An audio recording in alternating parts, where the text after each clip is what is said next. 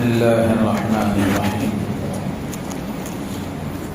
الحمد لله وكفى وسلام على عباده الذين اصطفى، ما بعد، فأعوذ بالله من الشيطان الرجيم. بسم الله الرحمن الرحيم. أولم يسيروا في الأرض فينظروا كيف كان عاقبة الذين من قبلهم وكانوا أشد منهم قوة وما كان الله ليعجزه من شيء في السماوات ولا في الأرض إنه كان عليما قديرا.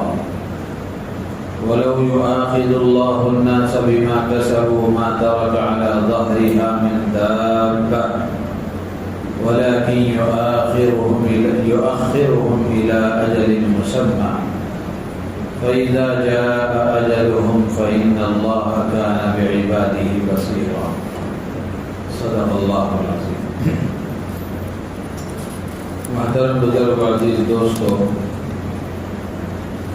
یہ سورہ فاطر کی آخری دو آیتیں آپ حضرات کے سامنے پڑھی گئی. قرآن پاک میں اللہ تبارک و تعالی نے پچھلی قوموں کے واقعات بیان کیے. پچھلی قوموں نے حق کا انکار کیا، اللہ کی نافرمانی کی، اللہ کے پیغمبروں کو جھٹلایا، ان کی تعلیمات پر عمل نہیں کیا.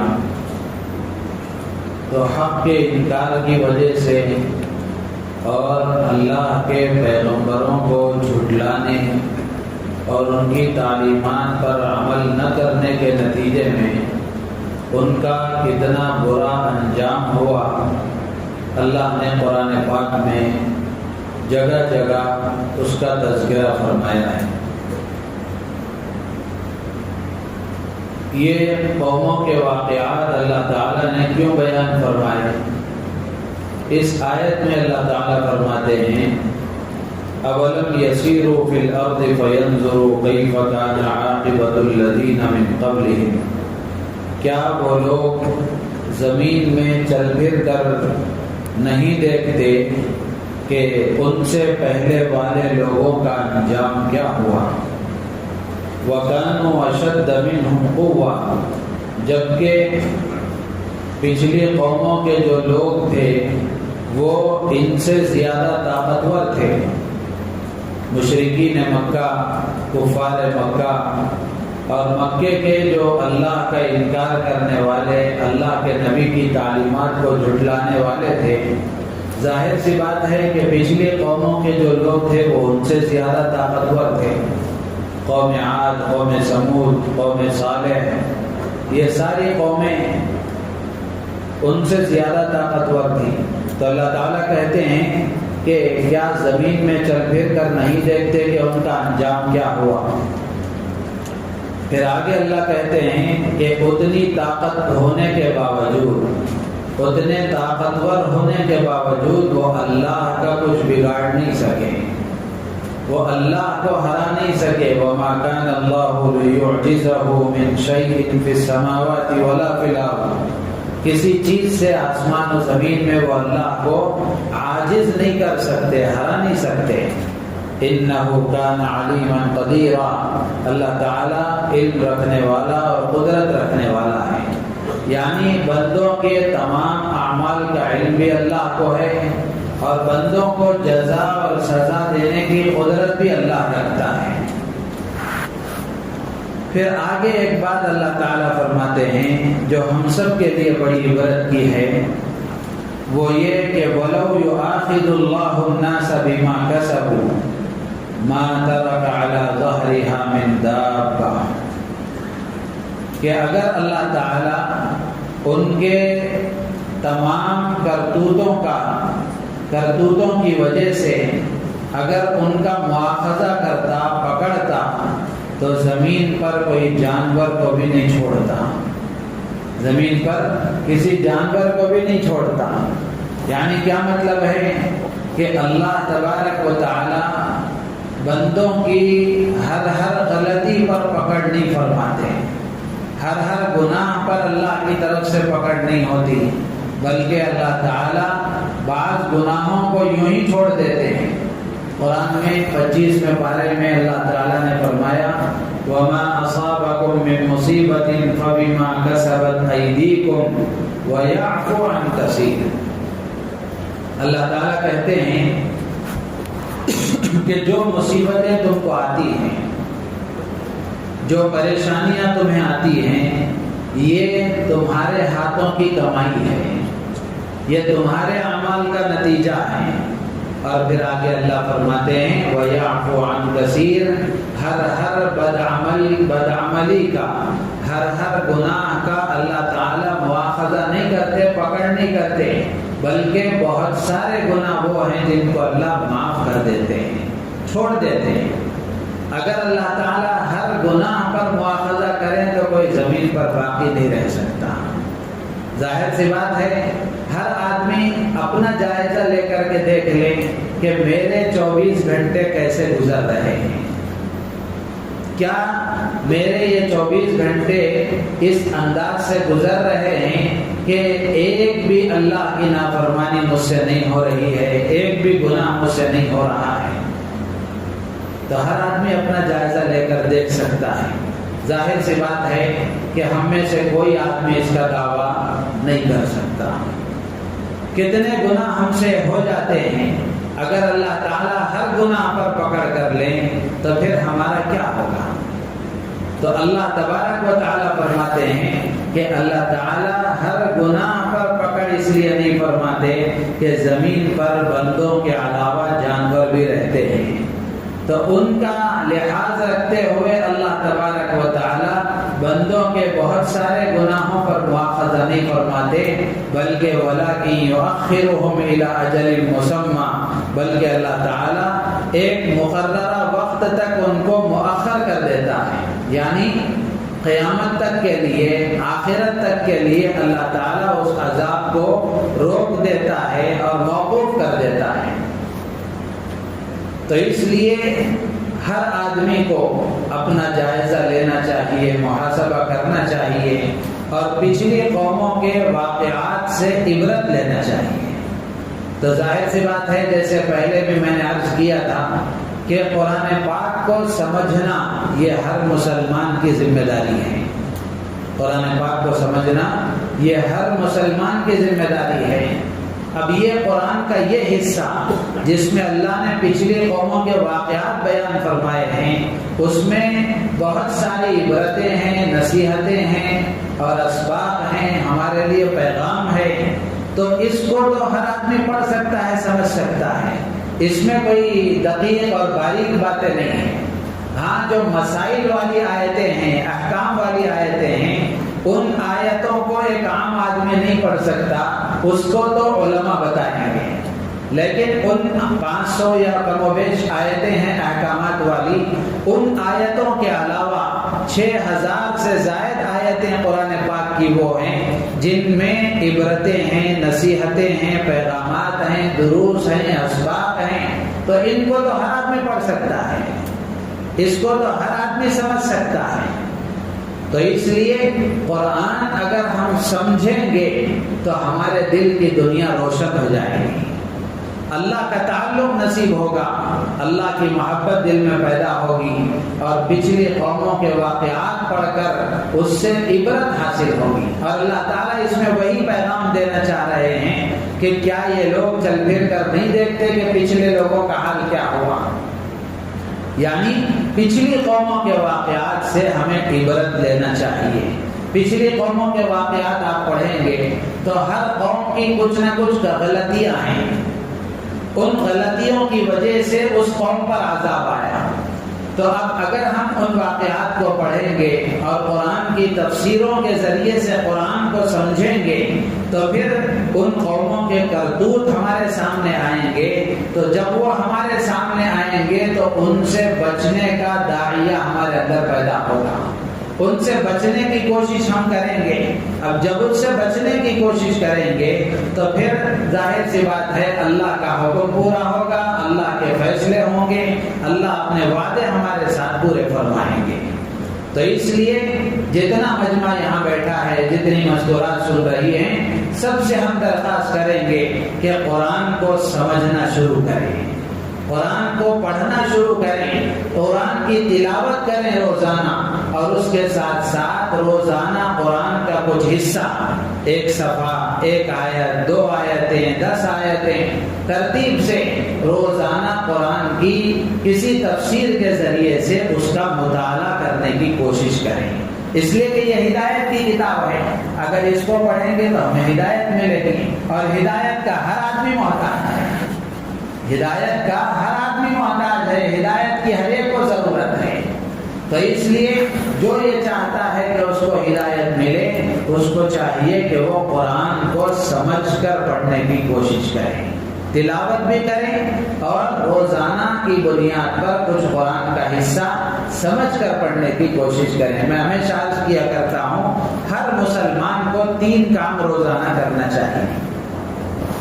ایک تو ہے قرآن کا ایک حصہ طے کر کے روزانہ قرآن کی تلاوت کریں، ایک صفحہ پڑھے، پاؤ پارا پڑھے، آدھا پارا پڑھے، پونا پارا پڑھے، 1 پارا پڑھے، 3 پارے پڑھے، 10 پارے پڑھے، جتنا اللہ توفیق دے، اتنی مقدار طے کریں کہ وہ کام روزانہ کر سکیں۔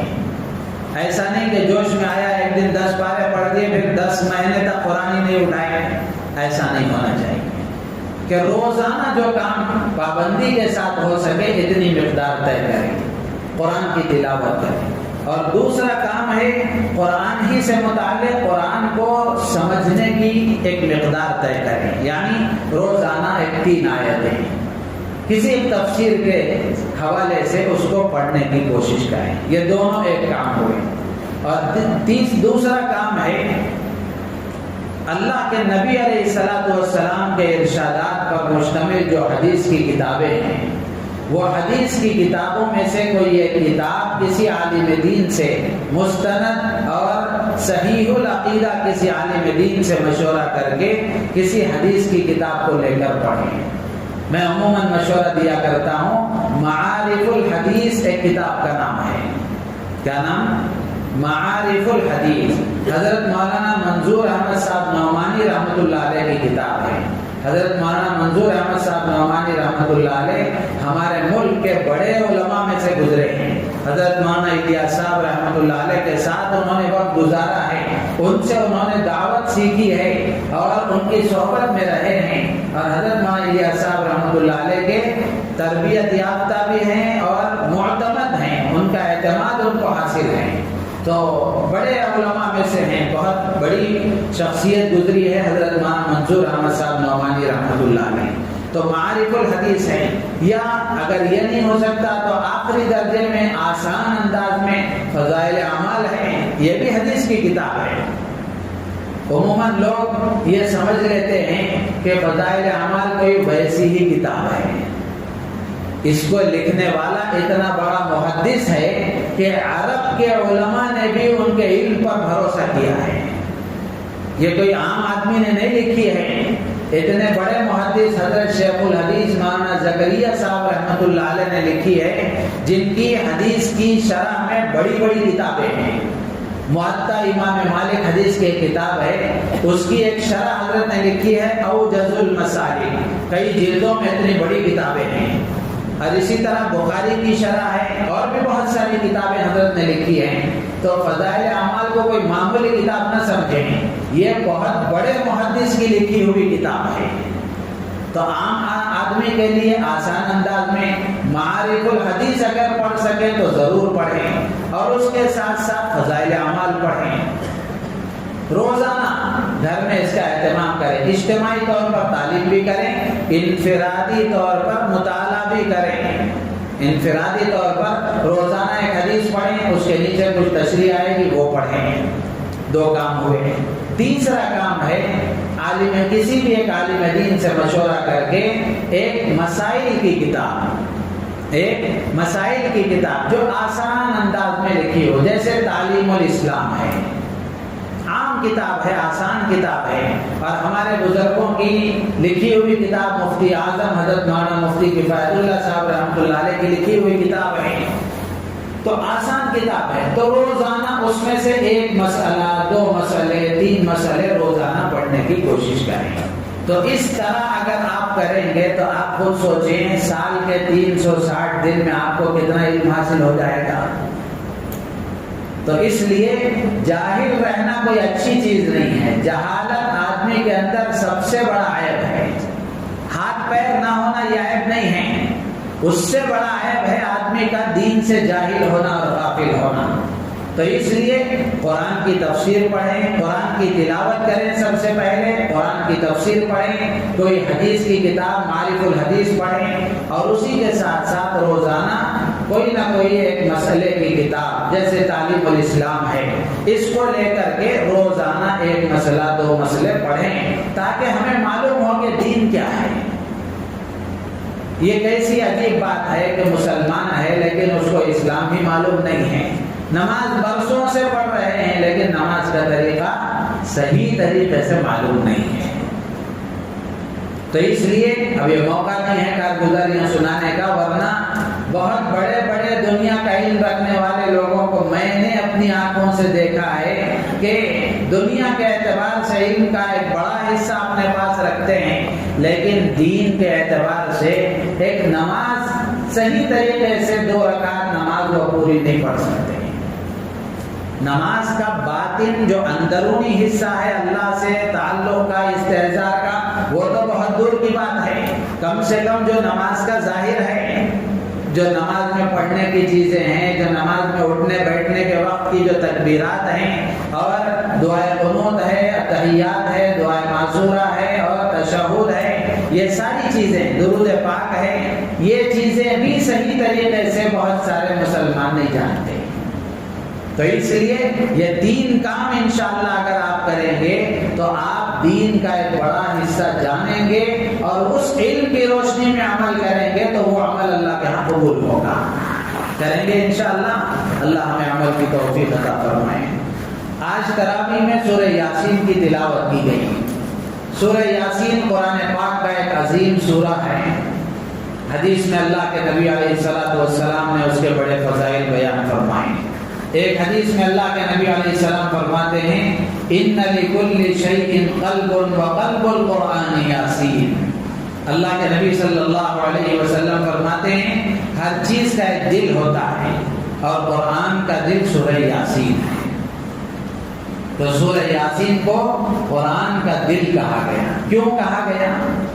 امام غزالی رحمۃ اللہ علیہ نے لکھا ہے کہ سورہ یاسین کو قرآن کا دل اس لیے کہا گیا کہ سورہ یاسین میں قیامت کے بارے میں، حشر اور نشر کے بارے میں، محشر کے بارے میں، اور قیامت کے دن کے حالات کے بارے میں بڑی تفصیل کے ساتھ اور بڑے بلاغت اور فصاحت کے ساتھ اللہ نے ذکر فرمایا ہے۔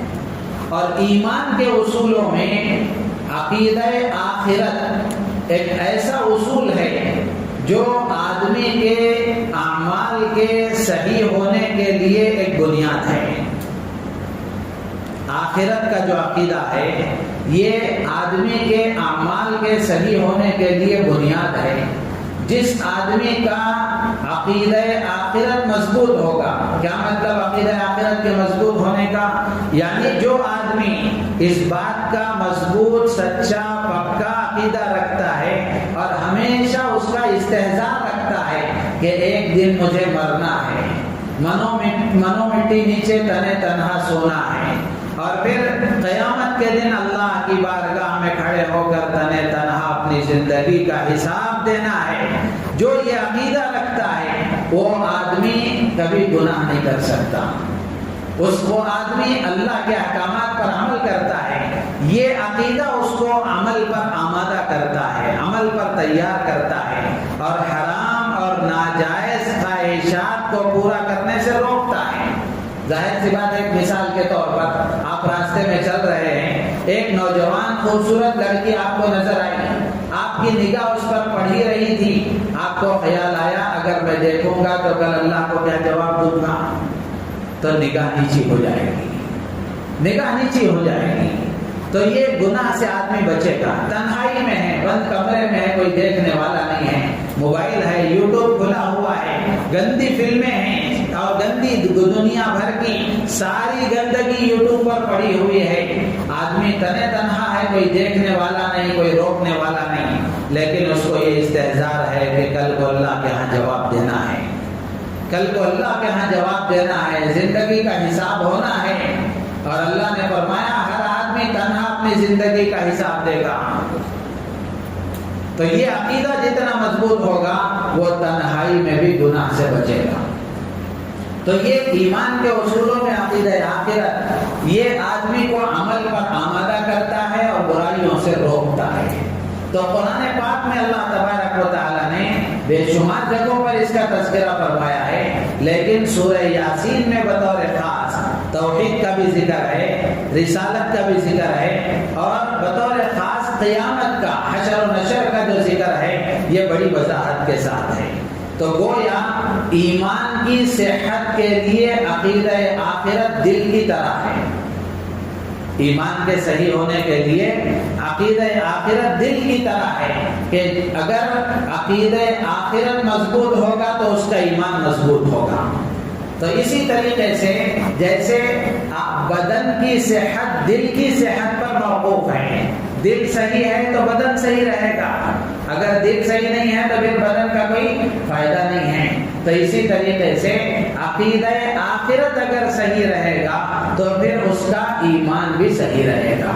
تو قرآن میں اللہ نے اس عقیدہ آخرت کا بڑی تفصیل کے ساتھ اور بڑی بلاغت و فصاحت کے ساتھ سورہ یاسین میں ذکر فرمایا ہے. اس لیے اللہ کے نبی علیہ الصلوۃ والسلام نے فرمایا کہ یہ سورہ یاسین قرآن کا دل ہے، یہ قرآن کا دل ہے.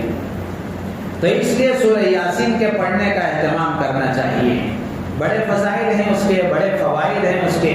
حضرت ابو ذر رضی اللہ تعالیٰ عنہ فرماتے ہیں کہ مرنے والے کے پاس اگر سورہ یاسین پڑھی جائے تو اس کی روح کے نکلنے میں آسانی ہوتی ہے، اس کو ایمان والی موت نصیب ہوتی ہے، اس کو ایمان والی موت نصیب ہوتی ہے اور روح کے نکلنے میں آسانی ہوتی ہے. حضرت عبداللہ ابن زبیر فرماتے ہیں کہ جو شخص سورہ یاسین کو کسی حاجت اور کسی مصیبت کے، کسی حاجت کے پورا ہونے کے لیے، کسی ضرورت کے پورا ہونے کی نیت سے اگر پڑھتا ہے، اللہ تعالیٰ اس کی ضروریات کو پورا فرماتے ہیں. اور تفسیر حقانی میں لکھا ہے کہ سورہ یاسین پڑھنے سے آئی ہوئی مصیبت کو اللہ تعالیٰ دور کر دیتے ہیں، آئی ہوئی مصیبت کو، سختی اور پریشانی کو اللہ دور کر دیتے ہیں. اور موت کے وقت پڑھنے سے روح کے نکلنے میں آسانی ہوتی ہے اور ایمان نصیب ہوتا ہے. اور زندگی کے اہم موقعوں پر اس کا پڑھنا آدمی کے لیے بہت مفید ہے. اور ایک اور روایت میں اللہ کے نبی علیہ السلام نے فرمایا کہ جو آدمی صبح کو رات میں اس کو پڑھتا ہے اللہ تعالیٰ اس کی مغفرت فرماتے ہیں. من قرأ فی لیلۃ اصبح مغفورا، کہ جو آدمی رات میں سورہ یاسین پڑھتا ہے اللہ اس کی مغفرت فرماتے ہیں. تو سوتے وقت ایک معمول سورہ یاسین کے پڑھنے کا بھی بنانا چاہیے. اسی طریقے سے ایک اور روایت میں اللہ کے نبی نے فرمایا کہ سورہ یاسین قرآن کا دل ہے. جو آدمی اللہ پر یقین رکھتے ہوئے، آخرت کے دن پر یقین رکھتے ہوئے، یعنی خالص اللہ کو راضی کرنے کے جذبے کے ساتھ اگر پڑھتا ہے اللہ تعالیٰ اس کے گناہوں کو معاف فرما دیتے ہیں. اسی طرح یہ ایک بات جو ہم سب کے لیے ایک اپیل کرنے والی، جذبے میں لانے والی ہے، وہ یہ کہ اللہ کے نبی علیہ الصلوۃ والسلام نے فرمایا لَوَدِدْتُ أَنَّهَا فِي قَلْبِي فِي كُلِّ قَلْبِ إِنسَانٍ مِّنْ أُمَّتِي. اللہ کے نبی علیہ السلام نے فرمایا کہ میری خواہش ہے کہ سورہ یاسین میرے ہر امتی کے دل میں ہو. سورہ یاسین میرے ہر امتی کے دل میں ہو. دنیا میں ہم کس کس کی خواہشیں پوری کرتے ہیں؟ حرام اور ناجائز خواہشات تک پوری کر دیتے ہیں. کیوں؟ بچے کی تمنا ہے، بچی کی تمنا ہے، بیوی کی تمنا ہے، ماں کی تمنا ہے، باپ کی آرزو ہے، نانی کی تمنا ہے، دادی کی تمنا ہے، خالہ کی آرزو ہے. نہ جانے کس کس کی آرزو ہے، تمنا ہے ہم پوری کرتے ہیں. حلال ہو تو پھر بھی صحیح صحیح ہے، ورنہ تو حرام بھی پوری کر دیتے ہیں۔ شادی کا موقع ہے، مثال کے طور پر شادی میں بہت سارے کام ایسے کیے جاتے ہیں جو اللہ کو ناراض کرنے والے ہیں۔ ایک بڑے مالدار کے لڑکے اور لڑکی کا نکاح ہو رہا تھا۔ اب جن کی لڑکی تھی وہ میرے پہچان کے تھے، انہوں نے کہا کہ میں یہ چاہتا ہوں کہ شادی میں گانا باجا وغیرہ نہ ہو، لیکن لڑکے والے اس کو مان نہیں رہے ہیں، آپ میرے ساتھ چلے، شاید آپ کی بات کا کچھ اثر ہو جائے۔ تو میں ان کے ساتھ گیا لڑکے والوں کے گھر۔ اب ان کو مال کا اتنا غرور اور دولت کا اتنا نشہ چڑھا ہوا تھا، جب بات چیت ہوئی تو وہ صاف یہ کہنے لگے، نہیں مولانا، زندگی میں ایک بار شادی ہوتی، بچیاں کے تمنائیں رہتی، آرزویں رہتی، اللہ کا کوئی خیال نہیں، اللہ کی نافرمانی کا کوئی خیال نہیں۔ اور آپ سوچ کر دیکھیں، شادی یہ ایک نئی زندگی کا آغاز ہے، ایک نئی زندگی کی شروعات ہے۔ جس زندگی کی شروعات اللہ کی نافرمانی سے کی جائے، کیا وہ کامیاب ہو سکتی ہے؟ سوچ کر دیکھیں، جتنی رشتوں میں نااتفاقیاں ہیں، جتنے دراڑ ہیں، لاکھوں اربوں کھربوں کروڑوں خرچ کر کے شادی کی جاتی ہے، 2 دن نہیں گزرتے خلا کی نوبت آ جاتی ہے، 4 دن نہیں گزرتے طلاق کی نوبت آ جاتی ہے۔ اور ایسے بھی واقعات ہمارے سامنے ہیں، پہلی ہی رات میں طلاق تک نوبت پہنچ گئی۔ یہ اثر ہے اس اللہ کی نافرمانی کا، کہ کسی کا اثر نہیں ہے، کسی کا جادو نہیں ہے، کسی کے اثرات نہیں ہیں، اپنے کرتوت ہی کافی ہیں ہمارے لیے، کسی اور کے کرانے کی کیا ضرورت ہے؟ تو اس لیے کس کس کی تمنائیں ہم پوری کرتے ہیں؟ اللہ کے نبی، ہم سب کے محسن آقا، جن کا احسان قیامت تک کوئی چکا نہیں سکتا، پورا نہیں کر سکتا۔ ہمارے آقا کی چاہت یہ ہے، ہمارے حضور صلی اللہ علیہ وسلم یہ چاہتے ہیں کہ میرے ہر امتی کے دل میں سورہ یاسین ہو۔